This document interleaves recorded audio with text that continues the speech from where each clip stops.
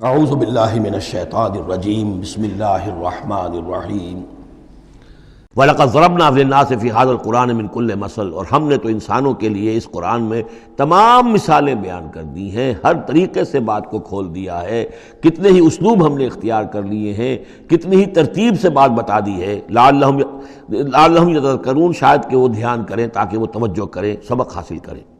قرآن عربی غیر ذی عوج، اور ہم نے اس کو بنا دیا ہے قرآن عربی، فصیح اور بلیغ عربی زبان میں یہ قرآن ہم نے اتارا ہے، غیر ذی عوج، اس میں کہیں بھی کوئی ٹیڑھ نہیں ہے، کوئی کجی نہیں ہے، سلیس ہے، اس میں کہیں پہیلیاں اور بجھارتیں نہیں بجھوائی گئی ہیں۔ اس میں جو ہے بعض اوقات ہوتے ہیں کچھ لوگ جو ہیں اپنے علم کا دھونس جمانے کے لیے ثقیل الفاظ استعمال کریں گے، خاص طور پر وہ نہیں، اللہ تعالیٰ تو بڑی سلیس زبان کے اندر وَلَقَدْ يَسَّرْنَا الْقُرْآنَ لِلذِّكْرِ فَهَلْ مِن مُدَّكِرٍ، ہم نے تو آسان بنایا قرآن کو ذکر کے لیے، تو ہے کوئی جو اس سے ذکر حاصل کرے۔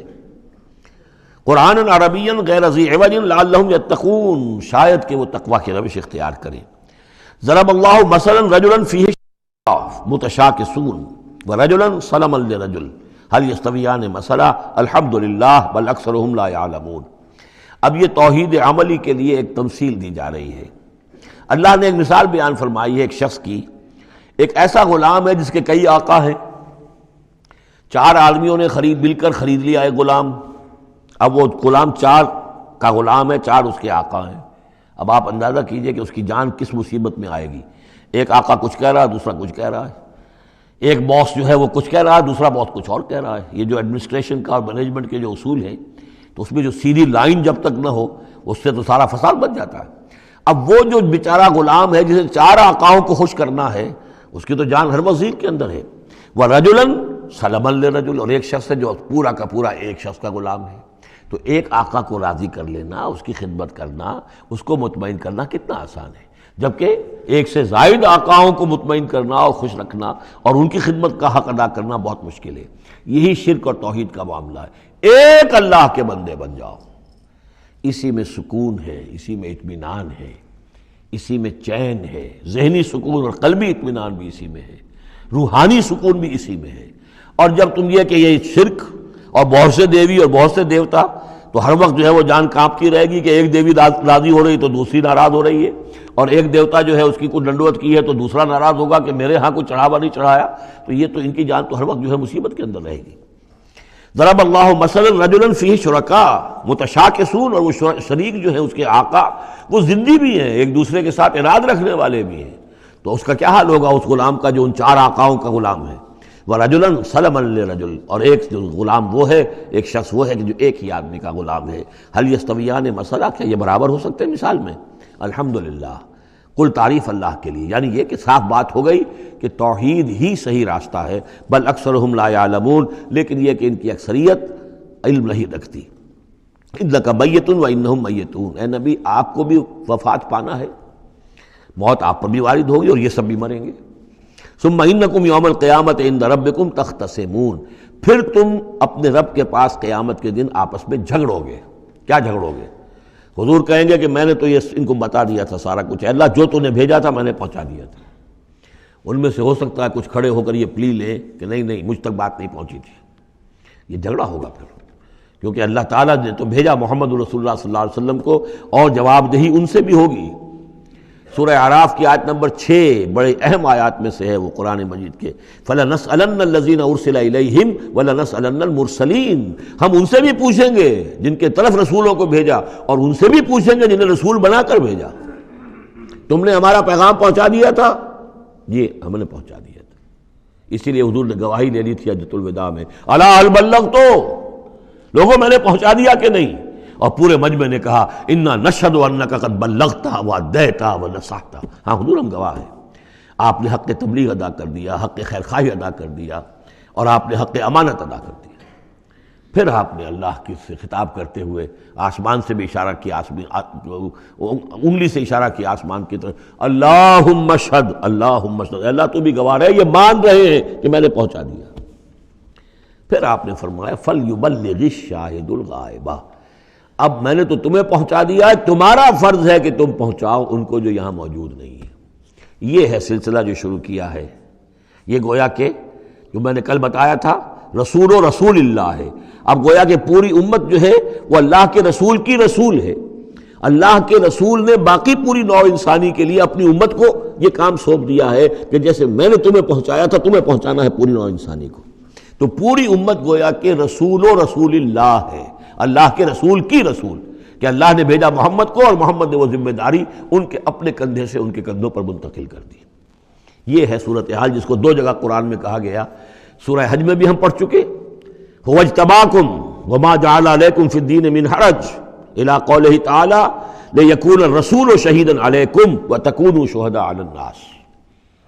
اور ادھر سورہ بقرہ کے اندر کہہ دیا گیا ہجرت کے ادھر ہجرت کے ادھر، یہ دونوں صورتیں ہجرت سے متصلاً قبل حج اور ہجرت کے متصلاً بعد البقرہ۔ اور ادھر کیا آ گیا وَكَذَلِكَ جَعَلْنَاكُمْ أُمَّةً وَسَطًا لِتَكُونُوا شُهَدَاءَ عَلَى النَّاسِ وَيَكُونَ الرَّسُولُ عَلَيْكُمْ شَهِيدًا، صرف ترتیب بدلی ہے۔ فَمَنْ أَظْلَمُ مِمَّنْ كَذَبَ عَلَى اللَّهِ وَكَذَّبَ بِالصِّدْقِ إِذْ جَاءَهُ، اس شخص سے بڑھ کر ظالم کون ہوگا جو اللہ پر جھوٹ باندھے، جھوٹ کہے، اسے کوئی وحی نہ آئی ہو اور وہ کہے کہ مجھ پر وحی آئی ہے۔ وَكَذَّبَ بِالصِّدْقِ، یا اور یہ اینڈ اور یہ دونوں جمع کیجیے گا، وہ بعد میں بتاؤں گا۔ وَكَذَّبَ بِالصِّدْقِ، اور جھٹلائے سچی بات کو جب کہ اس کے پاس آ گئی۔ یہ دونوں ایک شخص کے کردار بھی ہو سکتا ہے کہ وہ اللہ پر جھوٹ تہمت جو ہے جڑ رہا ہے اور خود جو ہے جو اللہ کی طرف سے حق آیا ہے اس کی نفی کر رہا ہے، تردید کر رہا ہے۔ اور یہ دو اشخاص بھی ہو سکتے ہیں کہ ایک تو وہ سب سے بڑھ کر ظالم ہے کہ جس اس کو وحی نہ آئی ہو اور وہ کہے کہ وحی آئی ہے، اس نے کوئی بات اپنے جی سے گھڑ کر اللہ کی طرف منسوب کر دی، تو یہ کہ اس سے بڑھ کر ظالم کوئی نہیں ہو سکتا۔ تو اسی طرح اسی درجے کا ظالم وہ ہے کہ جس کے پاس اللہ کا کلام آ جائے، صدق آ جائے، سچائی آ جائے اور اس کو جھٹلا دے۔ الیس فی جہنم مثوی للکافرین، تو کیا جہنم ہی میں ٹھکانہ نہیں ہے ایسے کافروں کا؟ اب اس کے برعکس دیکھیے والذی جاء بالصدق وصدق بہ، یہاں بھی یہ دونوں احتمالات ہیں۔ اور وہ شخص کے جو لایا سچائی اور وہ شخص کے جس نے سچائی کی تصدیق کی، یہ بھی ایک ہی شخص بھی ہو سکتا ہے کہ کسی شخص کے کردار میں دونوں پہلو ہیں، وہ راست باز ہے، خود بھی اس کا سارا معاملہ راستی پر ہے، اور پھر یہ کہ جو راستی جو حق اس کے سامنے پیش کیا جائے فوراً قبول بھی کرتا ہے، تصدیق بھی کرتا ہے۔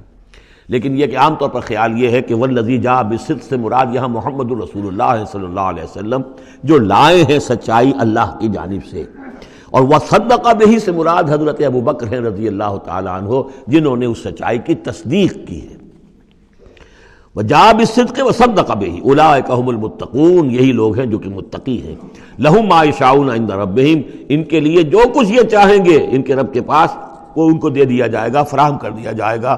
ذالک جزاء المحسنین، یہی ہے نیکوکاروں کا بدلہ۔ لیکفر اللہ عنہم اسوأ الذی عملوا ویجزیہم اجرہم باحسن الذی کانوا یعملون، تاکہ اللہ تعالیٰ ان کے وہ اعمال جو برے ہیں وہ تو ان سے دور کر دے۔